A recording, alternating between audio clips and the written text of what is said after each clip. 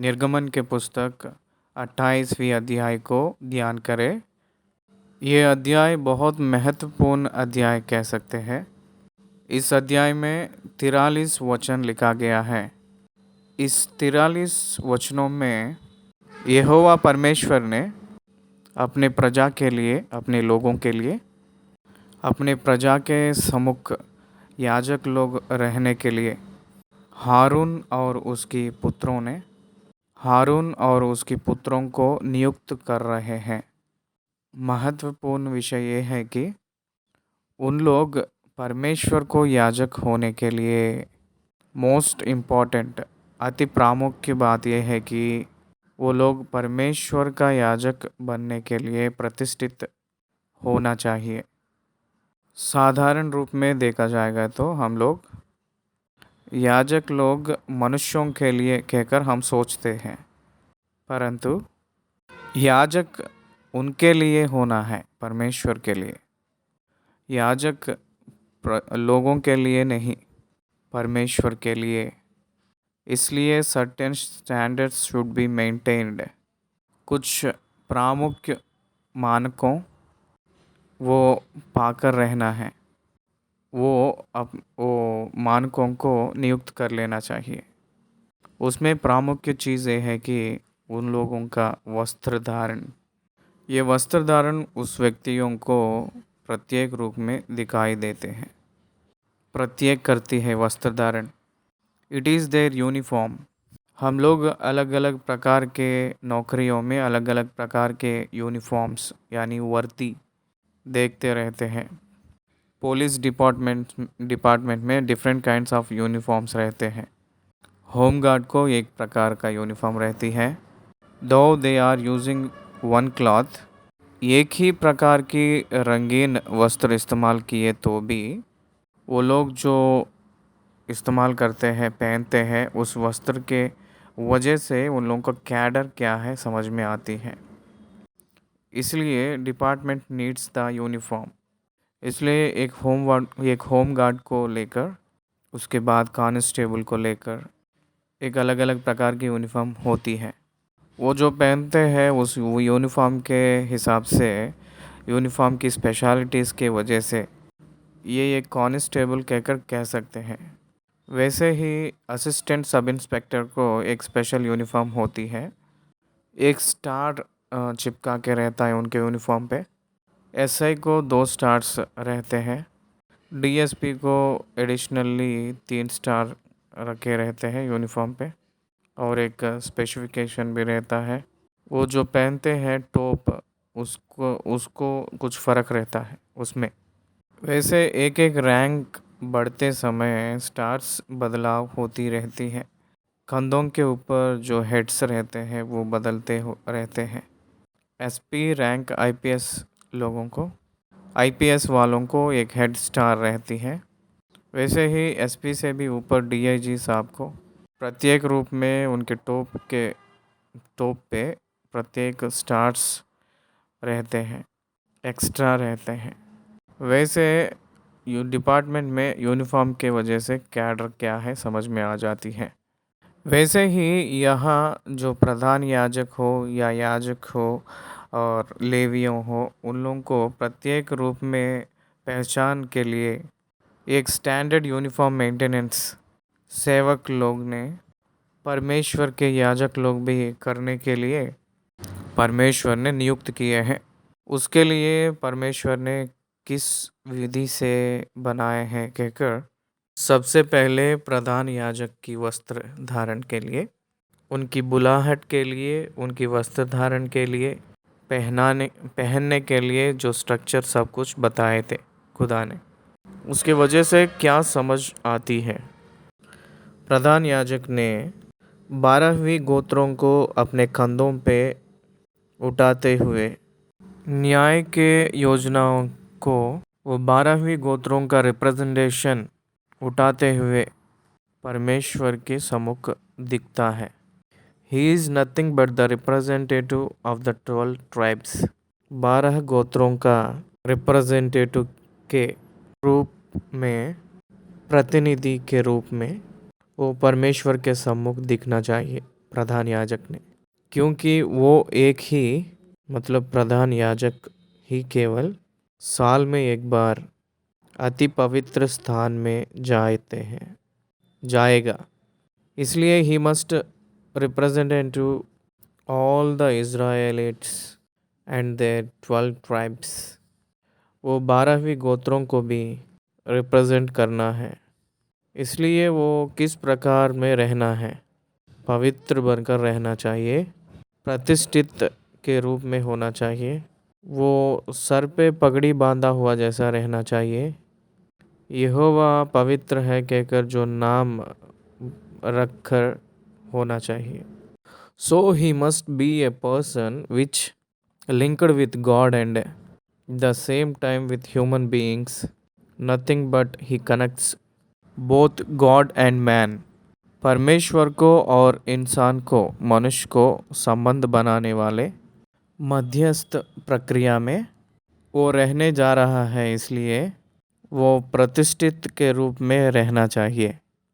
और उसकी वस्त्र धारण वो पीपल रिप्रेजेंटेटिव होना चाहिए परमेश्वर के सम्मुख में, और लोगों के बीच में गॉड्स रिप्रेजेंटेटिव के रूप में होना चाहिए। इसका अर्थ समझ में आने के लिए 28वीं अध्याय में 43 वचनों में लिखते हुए आया है। पहले वचन में the choice of the priest, किसको याजक के रूप में रहना है कहकर परमेश्वर सोचा है, उन लोगों को बुलाए थे। किसको याजकत्व का काम करने के लिए परमेश्वर बुला लिए हैं पता है आपको? लेवियों के गोत्र में मूसा के भाई हारून को और उसके पुत्रों को, उनके 4 पुत्रों को बुला लिए हैं।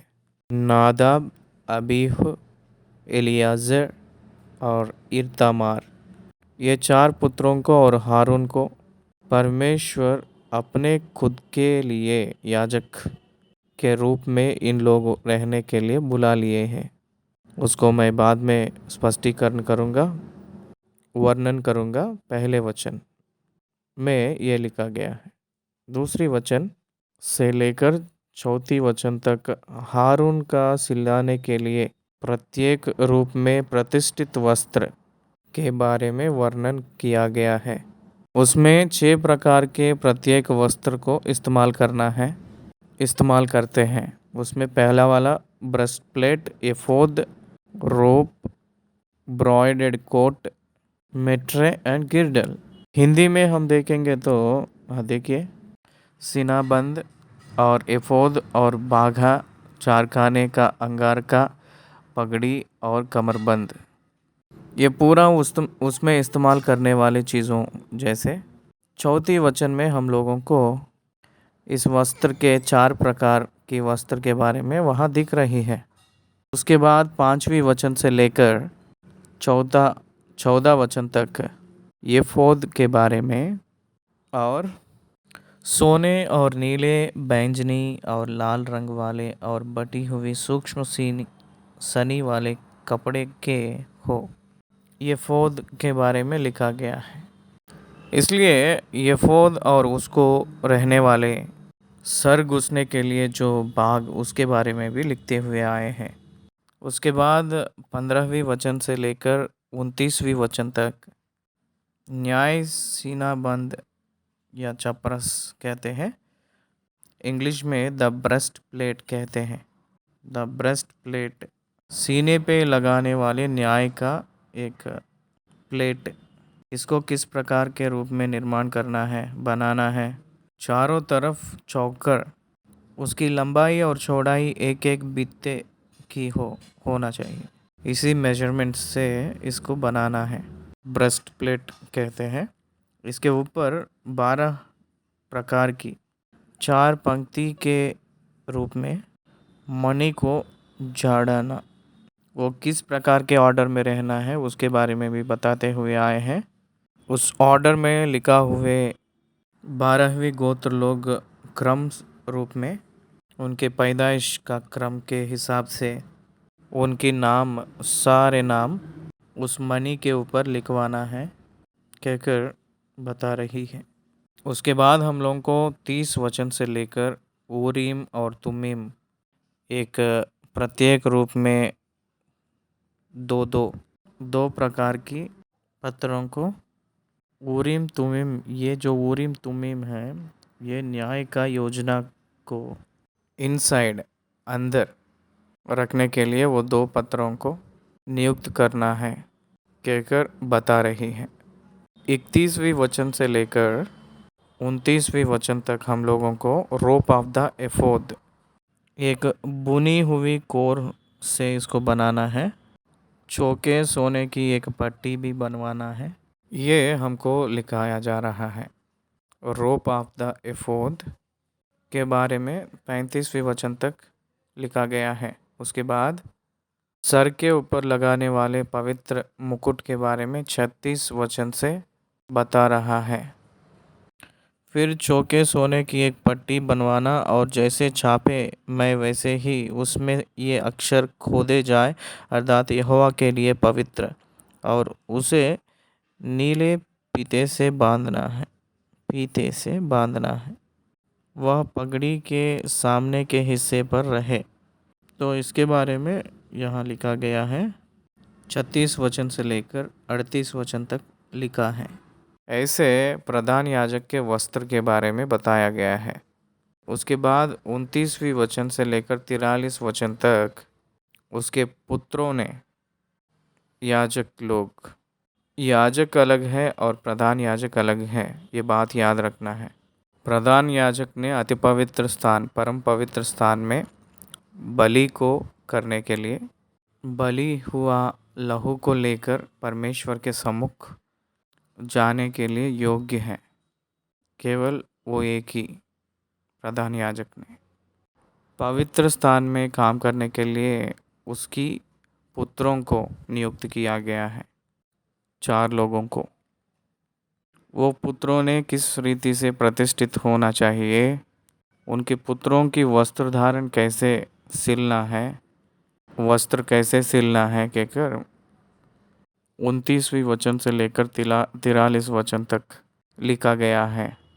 अंगारके के सूक्ष्म सनी के कपड़े का छरकाने वाला बनवाना है कहकर, और एक पगड़ी भी सूक्ष्म सनी के कपड़े की बनवाना है कहकर, ये सारे बातें मैं आपको अभी पढ़ के सुनाऊंगा। आगे हम लोगों को समझ में ये आना चाहिए कि वस्त्र धारण, ये वस्त्र धारण वो कौन है हम लोगों को बता रही है।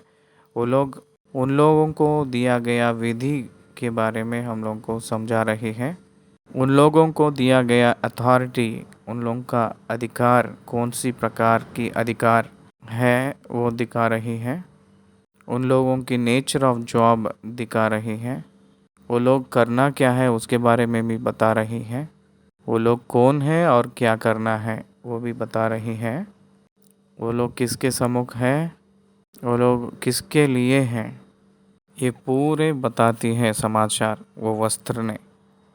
उनकी प्रामुख्यता को बताती है। इसलिए इस प्रकार का वस्त्र धारण करने के लिए कहते हुए आए हैं। तो पहली वचन से लेकर हम लोग वचन को पढ़ेंगे, ध्यान करें। पहली वचन पढ़ रहा हूँ, निर्गमन की पुस्तक 28वीं अध्याय पहली वचन। फिर तो इस्राएलियों में से अपने भाई हारून और नादाब और अबीहू, एलियाजर और इर्तामार नामक उसके पुत्रों को अपने समीप ले आना कि वे मेरे लिए याजक का काम करें। Choice of A priest.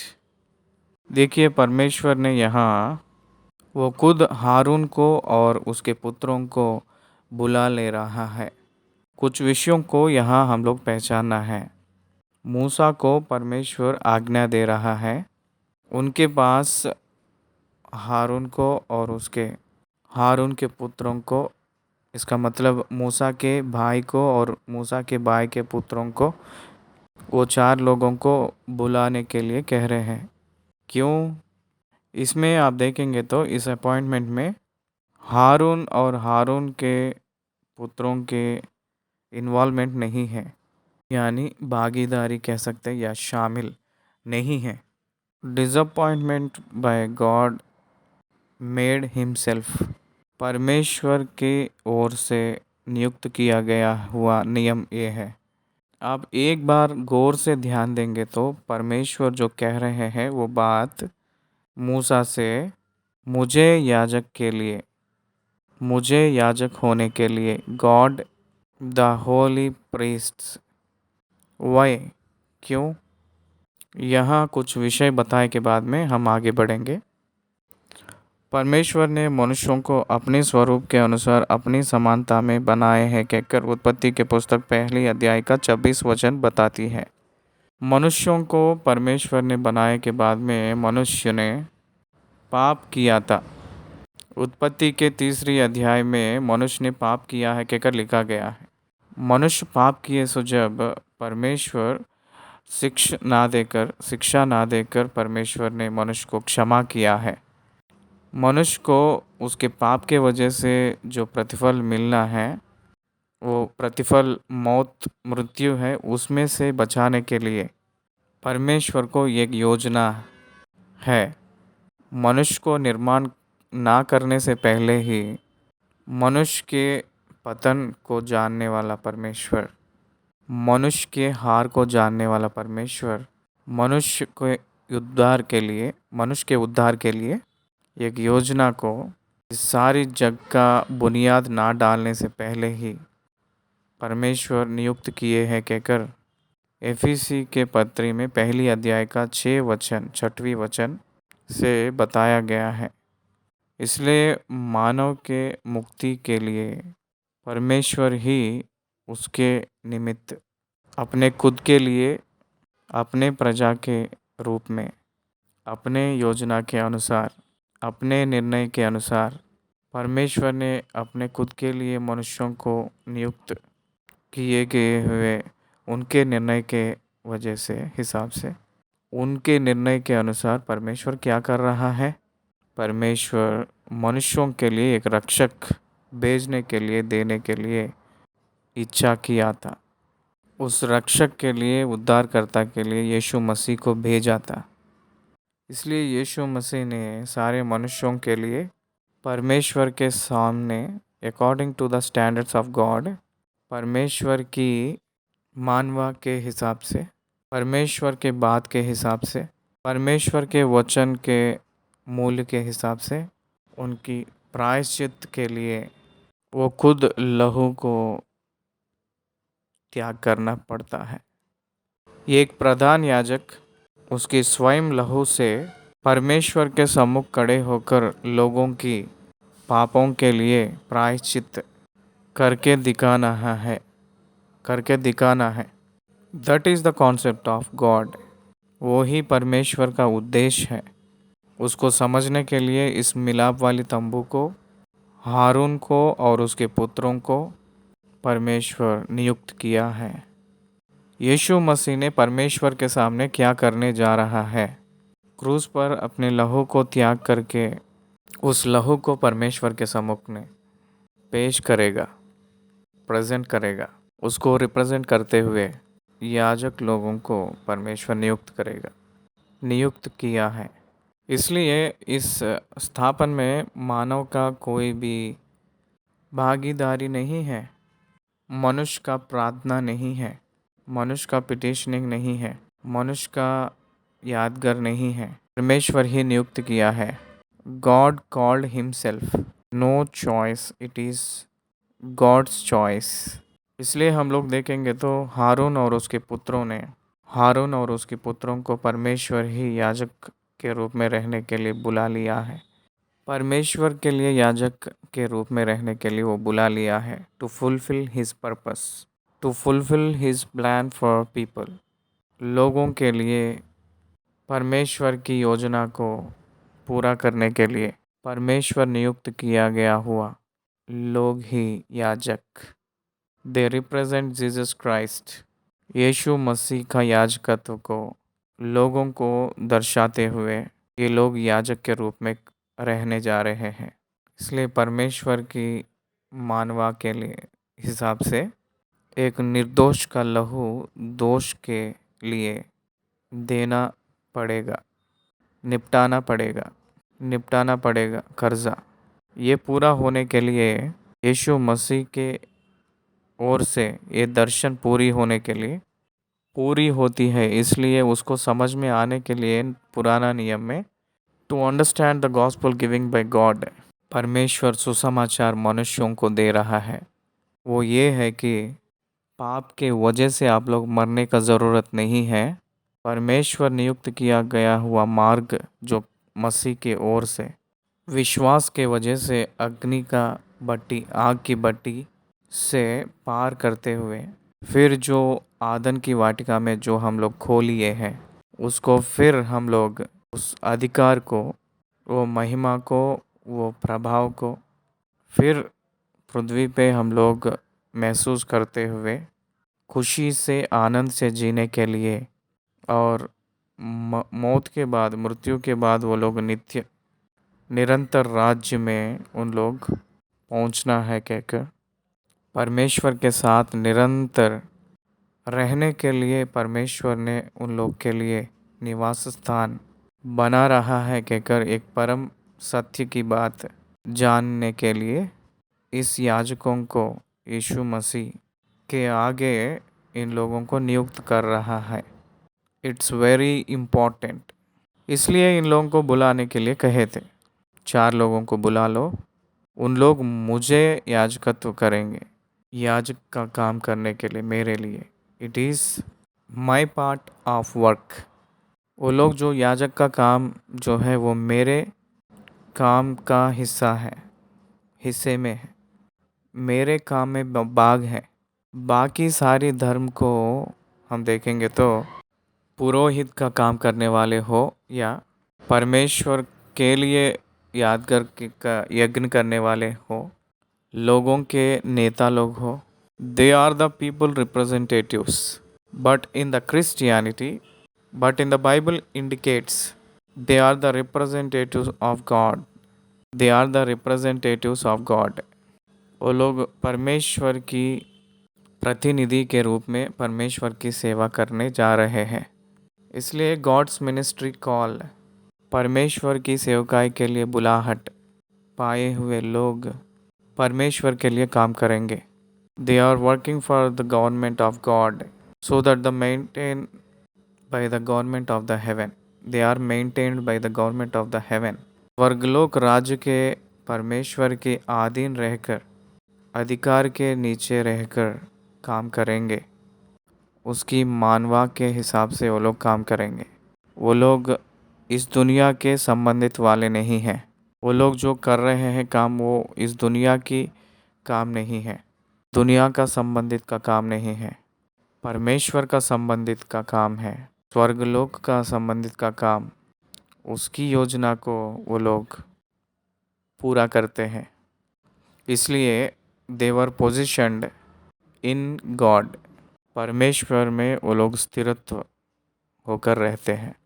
ये महान अद्भुत की बात है, ये दुनिया को समझ में नहीं आती है। इसलिए परमेश्वर की सेवकाई के लिए आते हैं वो व्यक्ति परमेश्वर का काम कर रहा है। परमेश्वर जो कहता है वो काम कर रहा है, परमेश्वर के लिए कर रहा है, उसके लिए और उसकी मनुष्यों के लिए नहीं कर रहा है। मनुष्यों के लिए नहीं कर रहा है, परमेश्वर के लिए और परमेश्वर के काम करने के लिए, परमेश्वर की सेवा करने के लिए ही परमेश्वर ने बुला रहा है। तो इसलिए परमेश्वर का काम क्या है? परमेश्वर इंसानों को, मनुष्यों को काम दे रहा है। वो काम रिकन्सिलिएशन, मनुष्यों को और परमेश्वर के संबंध बनाने के प्रक्रिया सुसमाचार के रूप से हम लोगों को दिए हैं, कहकर पौलुस ने कहते हैं। इसलिए मनुष्यों को परमेश्वर की संबंध बनाने के लिए काम यीशु मसीह जो किए हैं वो यही है, रिकन्सिलिएशन, संबंध बनाना है, फिर से संबंध बनाना है। रिकन्सिलिएशन का मतलब फिर से संबंध बनवाना है। परमेश्वर की ओर से अपने खुद अलग होकर दूर हो गया है जो मनुष्य को परमेश्वर से फिर संबंध बनाने का, जो मनुष्य को समझ में नहीं आया था, हो नहीं पाया था, उसको परमेश्वर के पक्ष में एक सेवक ने उसको पूरा करने का, उसी को यीशु मसीह ने किए हैं और उसी को सुसमाचार प्रकट करने वालों को दिए हैं। इसलिए इस अध्याय में आप लोगों को समझ में ये आना है कि जो सेवक होता है वो परमेश्वर से जो बुलाहट हो रहा है, परमेश्वर की ओर से बुलाया जा रहा है, परमेश्वर के काम के लिए बुलाया जा रहा है, परमेश्वर की काम के लिए, परमेश्वर के काम के निमित्त बुलाया जा रहा है। Though he is working among the people, he works for God. परमेश्वर के लिए काम कर रहा है, कहकर हमको समझ में आ रही है। दूसरी वचन से हम लोगों को चौथी वचन तक स्पेशल गारमेंट्स फॉर एरोन, हारून को सिलने के लिए एक प्रत्येक वस्त्र धारण, इसके बारे में हम लोगों को निर्गमन की पुस्तक 29वीं अध्याय में पहले से लेकर 7वीं वचन तक, लेवी की पुस्तक में 8वीं अध्याय 7 से लेकर 9वीं वचन तक और 16वीं अध्याय 4 वचन से 4 वचन में लिखा गया है। इसके बारे में पढ़ रहा हूँ, देखिएगा दूसरी वचन से लेकर।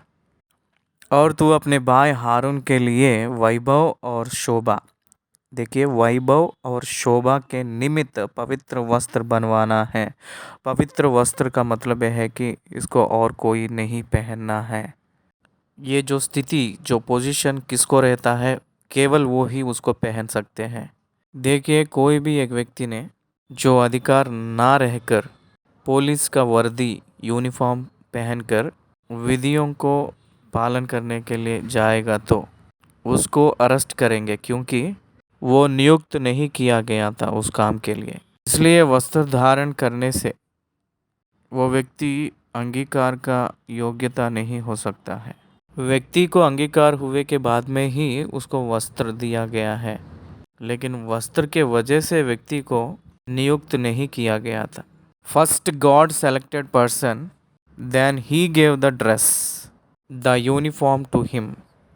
परमेश्वर पहले व्यक्ति को चाह लिया है, उसके बाद उसको अधिकार बदले में दे रहे हैं। दैट्स वेरी इम्पोर्टेंट, बहुत प्रामुख्य है। इसलिए कह रहा है कि उसको वैभव और शोभा के निमित्त पवित्र वस्त्र बनवाना है। पवित्र वस्त्र है वो Holi garments, Holi garments for glory and for beauty. उसको वैभव और शोभा उसको होने के लिए, इसको खास करके वो पहनने के लिए आप उसको वस्त्र सिलाना है या बनवाना है। हारून ने मेरी याजक बनने के लिए उसको आप पवित्र बनाना है। Consecrate the person first. वो व्यक्ति ने सबसे पहले पवित्र बनना है।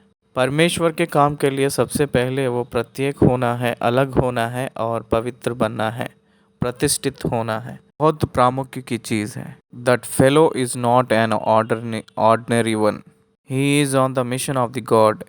परमेश्वर के काम में वो व्यक्ति रहने जा रहा है, इसलिए वो प्रत्येक रूप में रहना चाहिए। वो उस काम को करने के लिए अभिषेक प्रत्येक रूप में दिए जैसे रहना चाहिए, प्रतिष्ठित होना चाहिए। और जितनों के हृदय में बुद्धि है, जिनको मैंने बुद्धि देने वाली आत्मा से परिपूर्ण किया है, उनको तू हारून के वस्त्र बनाने की आज्ञा दे। उन्हीं लोग ने इस पवित्र वस्त्रों को भी बनाना है जो बुद्धि मिला है परमेश्वर की ओर से। परमेश्वर का काम मतलब आसान बात नहीं है। सब लोग आके करने के लिए नहीं हो पाएगा। जो लोग बुलाहट होता है उन्हीं लोग ये काम करते हैं, करेंगे। नियुक्त किया गए हुए लोग करने का काम है। पवित्र बने हुए लोग ही कर सकते ये काम को। जो अभिषेक पाए हैं उन्हीं लोग ये काम कर सकते हैं। जो लोग योग्यता होता है वही लोग ये काम को करना है। ये पूरा उन्हीं लोगों के वजह से या मनुष्यों के वजह से होने वाले काम नहीं है। सब परमेश्वर के वजह से ही होता है। ये प्रतिष्ठित हो या अलग करने का हो या प्रत्येक बनाने का हो, अभिषेक होने का हो, ये सब परमेश्वर ही करने का काम है। लेकिन he has to accepted, he has to obey. उस काम के लिए नियमित किया गया हुआ व्यक्ति योग्यता और आज्ञाकारिता होना चाहिए। Rest of the things God will take care. बाकी सारे विषयों को परमेश्वर ही जिम्मेदारी लेगा। इसलिए मैंने बुद्धि देने वाली आत्मा से परिपूर्ण किया। कौन ज्ञान बुद्धि दिया है? परमेश्वर ही। बुद्धि देने वाली आत्मा से परिपूर्ण किए हुए लोगों को। ये जो वस्त्र सब लोग सिलने के लिए नहीं होगा। नमूना का वजह से जो लोग सिलना है वो लोग सिल नहीं पाते हैं। बुद्धि से और विवेक से जो रहते हैं उन्हीं लोग इसको सिलना है। इसलिए इस वस्त्र को टेलरिंग करने वाले भी परमेश्वर की ओर से नियुक्त किया जा रहा है, नियुक्त किया जा रहे हैं। ध्यान दीजिए, परमेश्वर सिर्फ याजक को ही नहीं नियुक्त किया है, प्रधान याजक को ही नियुक्त करने का नहीं, वस्त्र का एक नमूना वो ही नियुक्त करना ही नहीं, पवित्रताई भी वो ही नियुक्त कर रहे हैं। वस्त्र को बनाने वाला, सिलाने वाला भी परमेश्वर ही नियुक्त कर रहा है। क्या आप समझ रहे हैं? God ministry will be done by God only. परमेश्वर के वजह से ही परमेश्वर का काम हो रही है। मनुष्य केवल खड़े हुए गवाही, सबूत ही है। मिस्र देश में से इस्राएली लोगों को छुड़ाकर कनान देश तक पहुंचाया वो परमेश्वर है या मूसा है? परमेश्वर ने कहा था, मैं आप लोगों को अकाब पक्षी के पंखों के ऊपर जैसे उसके बच्चों को लाती है वैसे मैं आप लोगों को लाया हूँ, कहकर परमेश्वर ने कहा था। लेकिन दिखने में कौन दिख रहा है? केवल मूसा ने दिख रहा है। मूसा ने गया था, फिरौन राजा से बात किया था, छुड़ाया है, निकाल कर लाया है और चलाया है, आगे चला था, लेकर आया है, कनान की किनारे तक लाया है। नेता के रूप में तो मूसा ने दिख रहा है, लेकिन चलाया हुआ परमेश्वर है, छुड़ाया हुआ परमेश्वर है, छुटकारा दिया हुआ परमेश्वर है, चंगाई दिया हुआ परमेश्वर है, रक्षा किया हुआ परमेश्वर है, पोषण किया हुआ परमेश्वर है। यहाँ भी वैसे ही है। मूसा जैसे एक मनुष्य के रूप में दिख रहा है, परमेश्वर ने नियुक्त किया गया हुआ व्यक्ति के समान दिख रहा है। परमेश्वर पूरा कार्य को कर रहा है तो भी जैसे एक मनुष्य दिख रहा है, वैसे परमेश्वर उद्धार की एक याजक का काम करने के लिए परफेक्ट प्लान वो एग्जीक्यूट करते हुए हारून और उसके पुत्र हम लोगों को दिखते हैं याजक के रूप में। So it is the partnership with God, Aaron's partnership with God. हारून परमेश्वर के साथ एक वाचा, उनके सहभागी में प्रवेश कर रहा है। That is ministry. बहुत लोगों को ये कुछ समझ में नहीं आता है, कुछ पता ही नहीं। परमेश्वर की सेवकाई का मतलब सिर्फ इतवार में जाए और ताली बजाए और झोला पकड़कर भेंट ले, चंदा ले, हो गया सेवकाई कहकर सोचते हैं। No, it's great God great work. It's great God's great work. महान कार्य है वो महान सुसमाचार। अब्राहम से भी पहले सुसमाचार जो प्रकट हुई थी, प्रचार हुई थी, अपने हाथों को परमेश्वर अपने हाथों में दिया है। मनुष्य होने के नाते भी हम लोगों को वो सुसमाचार दिए हैं, इसलिए हम लोग नियुक्त किए हुए लोग हैं, बुलाहट का योग्य हुए हैं। हम लोग राजा लोग हैं, याजक हैं हम लोग, कहकर वचन दे रही हैं, वचन बता रही हैं। Every believer is a full time worker. हर एक विश्वासी परमेश्वर के काम करने के लिए योग्य है। नया नियम में परमेश्वर हम लोगों को ऐसे नियुक्त किए हैं। You need to note it down. इसको आप बहुत जानकारी, इसको जानना चाहिए। चौथी वचन, सीना बंद और यपोद और बाघा जा चारकाने का अंगारका पगड़ी और कमरबंद, यही पवित्र वस्त्र तेरे भाई हारून और उसके पुत्रों के लिए बनाए जाए कि वे मेरे लिए याजक का काम करें।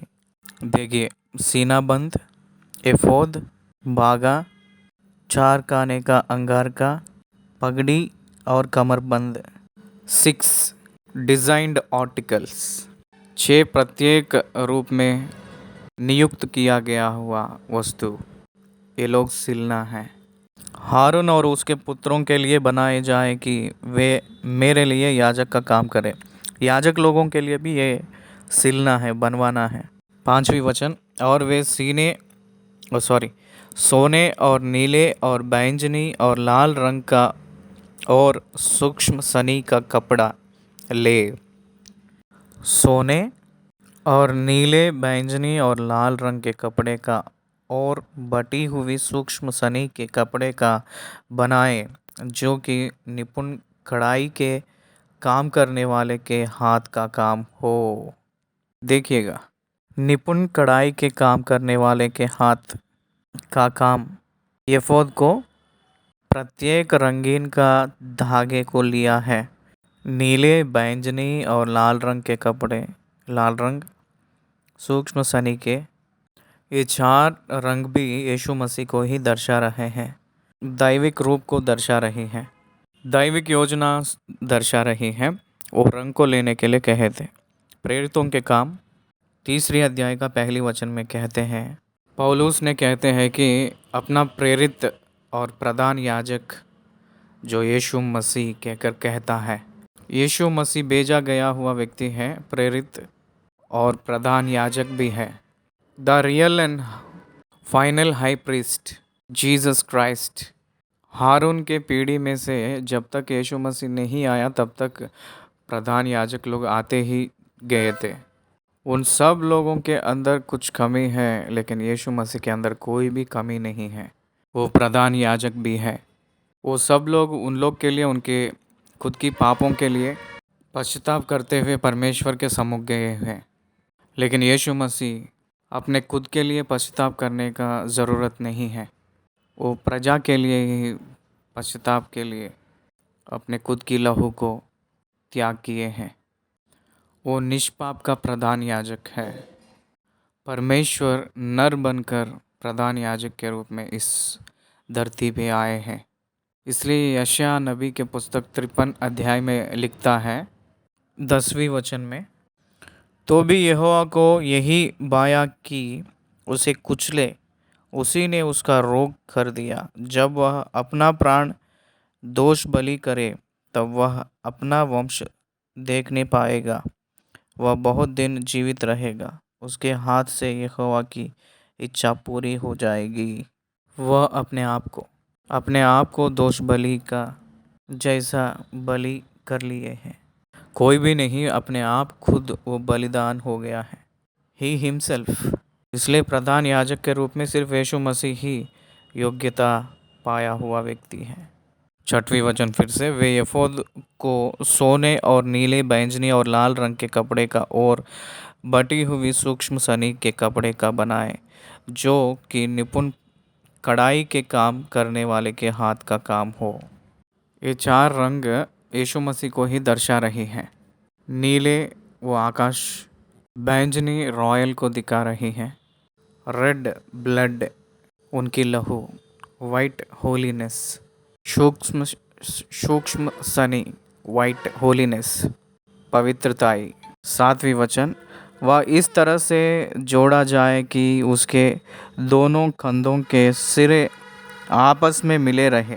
वचन, और ये फोद पर जो गाढ़ा हुआ फटुका होगा उसकी बनावट उसी के समान हो, और वे दोनों बिना जोड़ के हो, और सोने और नीले, बैंगनी और लाल रंग वाले और बटी हुई सूक्ष्म सनी वाले कपड़े के हो। फिर दो सुलेमानी मणि लेकर उन पर इस्राएल के पुत्रों के नाम खुदवाना। उनके नामों में से चा एक मणि पर और शेष छा नाम दूसरे मणि पर इस्राएल के पुत्रों की उत्पत्ति के अनुसार खुदवाना। मणि खोदने वाले के नाम के समान जैसे छापा खोदा जाता है, वैसे ही उन दोनों मणियों पर इस्राएल के पुत्रों के नाम खुदवाना और उनको सोने के खानों में जड़वा देना। और दोनों मणियों को एपोद के कंधे पर लगवाना। वे इस्राएलियों का स्मरण दिलावाने वाले मणि ठहरेंगे। Bearing the names of 12 tribes, it represents him as the person or the representative for all the 12 tribes. 12वीं गोत्रों को वो एक प्रतिनिधि कहकर पहचान के लिए परमेश्वर के सम्मुख गए के बाद वो 12वीं गोत्रों के नाम उनके कंधों के ऊपर उसको पहनने वाले जैसा दिखेगा। 10वीं वचन, उनके नामों में से छा एक मणि पर और शेष छा नाम दूसरे मणि पर इस्राएल के पुत्रों के उत्पत्ति के अनुसार खुदवाना। 11वीं, मणि खोदने वाले के काम के समान जैसे छापा खोदा जाता है, वैसे ही उन दो मणियों पर इस्राएल के पुत्रों के नाम खुदवाना और सोने के खानों में जुड़वा देना। परमेश्वर कितना ध्यान दे रहा है उन लोगों के ऊपर। दे वर चोजन पीपल, वो लोग नियुक्त किए गए हुए जन के समान, लोग के समान दिख रहे हैं। 12वीं गोत्र बहुत सुंदरताई सोने से बनवाया गया हुआ, उसमें जोड़कर खड़ा करना है कहकर कह रहे हैं। 12वीं वचन, और दोनों मणियों का एपोद के कंधों पर लगवाना। वे इस्राएलियों का स्मरण दिलवाने वाले मणि ठहरेंगे, अर्थात हारून उनके नाम यहोवा के आगे अपना दोनों कंधों पर स्मरण के लिए लगाए रहे। सारी प्रजाओं के पक्ष के ओर से यीशु मसीह ने परमेश्वर के सामने बलिदान हुए हैं। सीना बंद या चपरस कह सकते हैं इसको। निर्गमन के पुस्तक 29वीं अध्याय में भी हम लोग देख सकते हैं। 15वीं वचन से ये शुरू होगा इस अध्याय में। जैसे ये एपोद को हम लोग सीखे हैं वैसे ही इसको भी बनाना है। 15वीं वचन पढ़ रहा हूँ। फिर न्याय की चपरस को भी बढ़ाई के काम का बनवाना। ये एपोद के समान सोने और नीले, बैंगनी और लाल रंग के और बटी हुई सूक्ष्म सनी के कपड़े की उसे बनवाना। वह चौकर और दोहरी हो और उसकी लंबाई और चौड़ाई एक एक बीते की हो। चौकर का मतलब स्क्वायर समान रहना चाहिए। 17वीं वचन, और उसमें 4 पंक्ति मणि जड़ना का मतलब झाड़ना का मतलब यह है कि टू होल्ड द स्टोन, पत्थर उसमें अटक के रहने के लिए, उस मणि उसमें अटक कर रहना है। मणियों का नाम भी दे रहा है, माणिक्य, पद्माराग और लालडी। दूसरी पंक्ति में मरकत, नीलमणि और हीरा। तीसरी पंक्ति में लशाम, सूर्यकांत और नीलम। चौथी पंक्ति में फिरोज़ा, सुलेमानी मणि और शाब। तीन तीन प्रकार के रूप में चार पंक्तियां रहना है। 4 3 12। ये सब सोने के खानों में जड़े जाए, उसमें फिक्स करने के लिए कह रहे हैं। 21वीं वचन, और इस्राएल के पुत्रों के जितने नाम है उतना मणि हो, अर्थात उसके नामों की गिनती के अनुसार 12 नाम खुंदे। 12 गोत्रों में से एक एक का नाम एक एक मणि पर ऐसे खुदे जैसे चापा खोदा जाता है। 21वीं वचन, और इस्राएल के पुत्रों के जितने नाम हैं उतने मणि हो, अर्थात उसके नामों की गिनती के अनुसार 12 नाम खूंदे। 12 का गोत्रों में से एक एक का नाम एक एक मणि पर ऐसे खुदे जैसे चापा खोदा जाता है। ये जो नाम उस प्रधान याजक के सीने के ऊपर एक चपरस के एक प्लेट के ऊपर रहते हैं, उनके सीने के ऊपर लटकते रहता है। ये it is the responsibility of him, उनके जिम्मेदारी इन्हीं का है कहकर बता रहे हैं। 23वीं वचन, और चपरास में सोने की 2 खड़ियाँ लगवाना और दोनों की खड़ियों को चपरास के दोनों सिरों पर लगवाना और सोने के दोनों गूँथे जंजीरों को उन दोनों कड़ियों में जो चपरास के सिरों पर होंगी लगवाना और गूँथे हुए दोनों जंजीरों के दोनों बाकी सिरों को दोनों खानों में जड़वा कर एपोद के दोनों खंदों के बंधनों पर उसके सामने लगवाना। 26वीं वचन में, फिर सोने की 2 और खड़ियाँ बनवाकर चपरस के दोनों सिरों पर उसकी उस कोर पर जो एफोद के भीतर की ओर होगी लगवाना। यहाँ ट्रांसलेटर लोगों को एक बात बताना चाह रहा हूँ, श्रोतों को नहीं, ट्रांसलेटर को मैं एक बात बताना चाह रहा हूँ। You must read the scripture as it is. आप अपने भाषाओं में, जहाँ मैं बाइबल पढ़ रहा हूँ, आप अपने भाषा में बाइबल को पढ़िएगा, इसको बोलना नहीं है। 28 वचन, और चपरास अपनी कड़ियों के द्वारा एफोद की कड़ियों में नीले पीते से बांधी जाए, इस रीति वह एपोद के खड़े हुए पट्टे पर बनी रहे और चपरास एपोद पर से अलग ना होने पाए। Everything is in order. हर एक काम एक क्रम रूप में करने के लिए कह रहे हैं परमेश्वर। 29वीं वचन से पढ़ रहा हूँ, जब जब हारून पवित्र स्थान में प्रवेश करे तब तब वह न्याय की चपरास पर अपने हृदय के ऊपर इस्राएलियों के नामों को लगाए रहे, जिससे यहोवा के सामने उनका स्मरण नित्य रहे। यहाँ तक तो हम लोगों को ये ब्रेस्ट प्लेट जो सीना बांध के बारे में कैसे वो रहना है कहकर समझ रहे हैं। उसके ऊपर 3 पंक्तियों के 3 मणियों को 4 पंक्तियों में 12 मणि, उसके नामों, वो गोत्रों के हिसाब से किस किस को वो होती है वहाँ समझ में आने के लिए बताया गया था। 4 पंक्तियाँ उस सीने बांध के ऊपर लगाना है और 12 गोत्र 12 मणि को लगाना है और बहुत संभाल के उसको सिलना है कहकर बता रहे हैं। उनके वस्त्र को सीना है कहकर बता रहे हैं।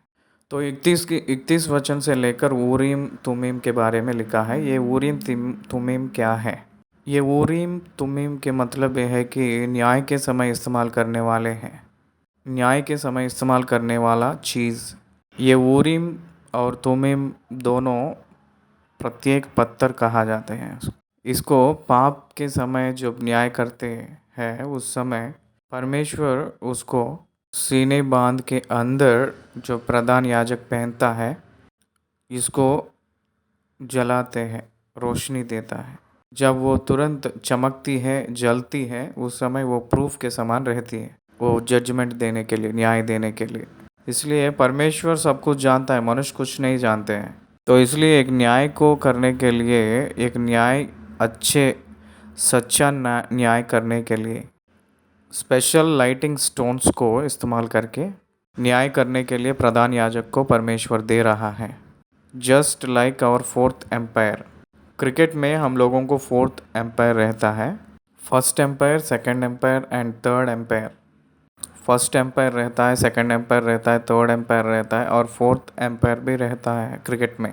उसको रिप्ले करके देख कर बहुत कष्ट के समय में फोर्थ एम्पायर डिसीजन देता है, तो उसको सब लोग एक्सेप्ट करना है। It's like a fourth umpire. तो ये ओरिम और तुमिम सीने बांध के अंदर रहने वाले चीज़ें हैं, पत्थर। 30वीं वचन पढ़ रहा हूँ। और तो न्याय के चपरास में ओरिम और तुमिम को रखना, और जब जब हारून यहोवा के सामने आए, तब वे उसके हृदय के ऊपर हो। इस प्रकार हारून इस्राएलियों के लिए यहोवा के न्याय को अपने हृदय के ऊपर नित्य लगाए रहे। 31वीं वचन में से अन्य याजकीय वस्त्र, एफोद और याजकीय वस्त्र को कैसे बनाना है उसके बारे में लिखा है। 31वीं वचन, फिर एफोद के बागे को संपूर्ण नीले रंग का बनवाना। उसकी बनावट ऐसी हो कि उसके बीच में से सिर डालने के लिए छेद हो, और उस छेद के चारों ओर बख्तर के छेद की सी एक बुनी हुई कोर हो कि वह फटने ना पाए। देखिए, ये अपर गारमेंट कहते हैं, ऊपर एफोद धारण करना। याजक वस्त्र के ऊपर अन्य वस्त्र कहते हैं इसको। It represents the authority to pray. प्रार्थना के लिए एक अधिकारी वस्त्र कहकर दर्शा रही है इस वस्त्र। याजक लोग एफोद पहनकर प्रार्थना करते हैं तो परमेश्वर उसको उत्तर देते हैं। दाऊद ने एफोद पहनकर प्रार्थना किया था तो परमेश्वर उसको उत्तर दिया है। एफोद रिप्रेजेंट्स ए प्रेयर लाइफ। प्रार्थना जीवन के लिए वो एक सुंदर उदाहरण के रूप में दिखती है। उसके बीच में से सिर डालने के लिए छेद हो, और उस छेद के चारों ओर बख्तर के छेद की सी एक बुनी हुई कोर हो कि वह फटने ना पाए।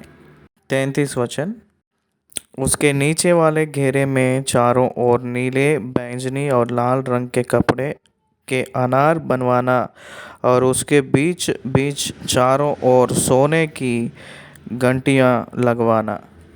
अनार को चारों तरफ लगाना है। ये एक याजक के काम करने के लिए सूचना लग रहा है। 34 वचन, अर्थात एक सोने की घंटी और एक अनार, फिर एक सोने की घंटी और एक अनार, इसी रीति से भागे के नीचे वाले घेरे में चारों ओर ऐसा ही हो। चारों ओर सिलना है उसको। 35 वचन, और हारून उस भागे को सेवा टहल करने के समय पहना करे कि जब जब वह पवित्र स्थान के भीतर यहोवा के सामने जाए या बाहर निकले, तब तब उसका शब्द सुनाई दे, नहीं तो वो मर जाएगा। जब उसको पहनकर वो चलेगा तो वो आवाज़ आते ही रहना है। वैसे आवाज़ नहीं आ रहा है, इसका मतलब है कि वो मर जाएगा। That is the symbol for outside people. तब जब भी प्रधान याजक ने अति परम पवित्र स्थान को जाएगा, जानवर की लहू लेकर जाएगा, निर्दोष लहू को लेकर जाएगा, तब उसको छिड़काते समय परमेश्वर उसको अंगीकार नहीं करेगा तो मर जाएगा वहाँ। इसलिए उसके बीच में कमर में रस्सी बांधते हैं। वो रस्सी बाहर रहता है। वो घंटियाँ रुक गया, इसका मतलब है कि वो मर गया कहकर परमेश्वर उसको स्वीकार नहीं किया, अंगीकार नहीं किया कहकर समझना है। उसकी रस्सी को पकड़कर उसको खींचना ही है, लेकिन अति पवित्र स्थान के लिए कोई भी नहीं जाना है। पावर सप्लाई का तार को कोई भी छू लेगा तो कैसा होगा? जो पावर सप्लाई के तार को कोई छू लेगा तो वो मर जाएगा, तो उसको तुरंत हम लोग छूना नहीं चाहिए। जब तक पावर सप्लाई स्टॉप नहीं होगा, जब तक पावर सप्लाई ख़त्म नहीं होगा। वैसे ही यहाँ भी परम पवित्र स्थान में जाने के लिए किसी को लायक नहीं है, कोई भी जाने के लिए लायक नहीं है। It is a God's dwelling place. मर जाएंगे गए तो। इसलिए प्रधान याजक को इस रीति के अनुसार परमेश्वर नियुक्त कर रहा है। 36 वचन में से हम लोग देखेंगे तो सर के ऊपर रखने वाले पट्टी। 36वीं वचन, फिर चौके सोने के एक पट्टी बनवाना और जैसे छापे मैं वैसे ही उसमें ये अक्षर खोदे जाए, अर्थात यहोवा के लिए पवित्र, और उसे नीले फीते से बांधना और वह पगड़ी के सामने के हिस्से पर रहे। यहोवा के लिए पवित्र कहकर जो टाइटल जो है वो जो सोने के उसके ऊपर जो लगाते हैं, छापते हैं, वो सामने माथे के ऊपर पट्टी के सामने रहना है पगड़ी। 38 वर्ष 38 वचन, वह हारून के माथे पर रहे, इसलिए कि इस्राएली जो कुछ पवित्र ठहराए, अर्थात जितनी पवित्र वस्तुएं बेंट में चढ़ावे, उन पवित्र वस्तुओं का दोष हारून उठाए रहे और वह नित्य उसके साथ उसके माथे पर रहे, जिससे यहोवा उनसे प्रसन्न रहे। ग्रहण करिएगा, प्रधान याजक के वस्त्र में लोग परमेश्वर की ओर से अंगीकार होने के लिए एक प्रत्येक रूप में नियुक्त हम लोगों को दिख रही है। 29वीं वचन से पढ़ रहा हूँ। अंगार के को सूक्ष्म सनी के कपड़े का चारखाने वाला बनवाना और एक पगड़ी भी सूक्ष्म सनी के कपड़े की बनवाना और बेल बूटे की कढ़ाई का काम किए हुआ एक कमरबंद भी बनवाना। 29वीं वचन से हम लोग याजक लोग, अभी तक प्रधान याजक के बारे में बात किए हैं, लेकिन अब याजक लोगों के वस्त्र के बारे में यहाँ देख रहे हैं। 40वीं वचन से, फिर हारून के पुत्रों के लिए भी अंगार के और कमरबंद और टोपियाँ बनवाना। ये वस्त्र भी वैभव और शोभा के लिए बने। अपने भाई हारून और उसके पुत्रों को ये ही सब वस्त्र पहनाकर उनका अभिषेक और संस्कार करना और उन्हें पवित्र करना कि वे मेरे लिए याजक का काम करें। 3 शब्द यहाँ हम लोग देख रहे हैं। देखिए, अभिषेक और संस्कार और पवित्र। 41 वचन में ये 3 शब्द दिख रही हैं। कॉन्सिक्रेट करना है, उनके जीवन को अभिषेक करना है, अनॉइंट करना है, पवित्र बनाना है, सैंटिफिकेशन, अनॉइंटमेंट एंड कॉन्सिक्रेशन। पवित्र बनाना है, अभिषेक करना है, संस्कार करना है, बर लेना है उन लोगों को। इसलिए कोई भी पवित्रता नहीं रहे तो परमेश्वर की सेवकाई में नहीं आ सकते। एक व्यक्ति अभिषेक नहीं हो पाएगा तो सेवकाई में नहीं आ पाएगा। एक संस्कारित नहीं कर पाएगा तो वो सेवकाई नहीं कर पाएगा।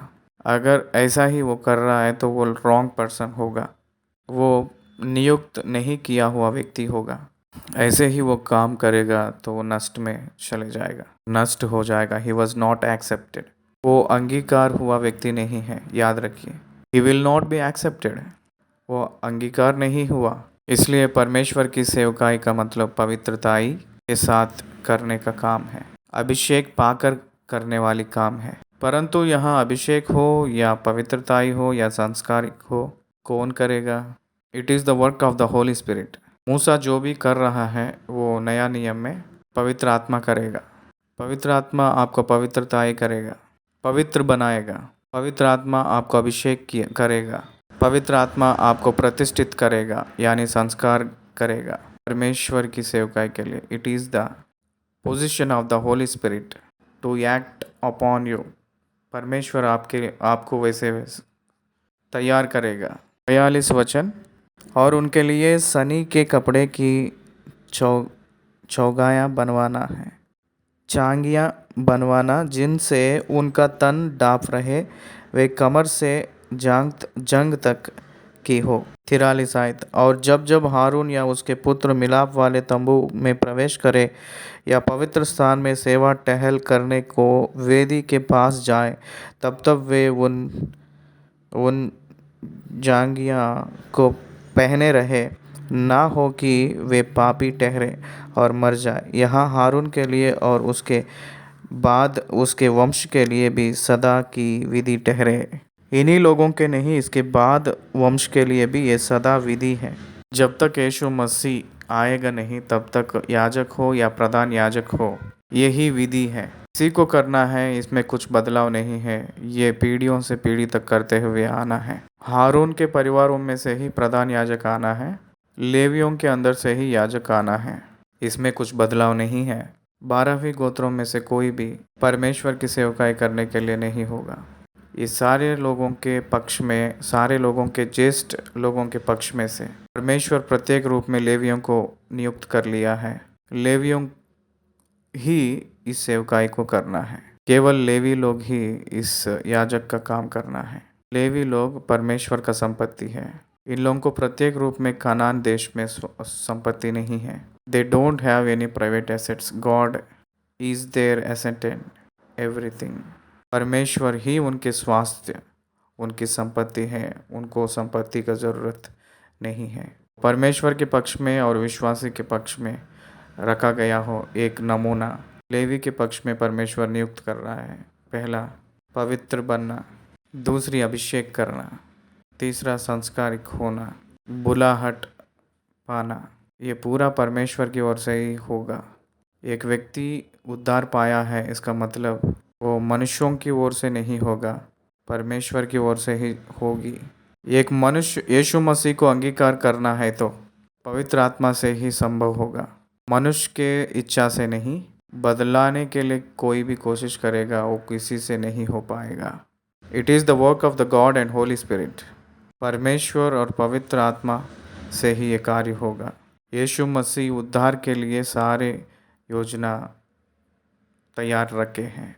आदम की वाटिका में परमेश्वर आदम और हव्वा को अंगार के बनवाया था और पहनाया है।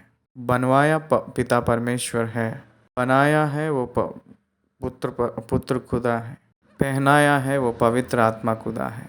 यहाँ भी उद्धारकर्ता यीशु मसीह उद्धार को लाए हैं। पिता परमेश्वर उद्धार के लिए योजना दिया है। उस उद्धार की योजना को पवित्र आत्मा ने लोगों के अंदर डाल रहा है। ये सारे विषयों के लिए, एक मूल बात के लिए ये निर्गमन के पुस्तक 28वें अध्याय वर्णन किया गया है। धन्यवाद।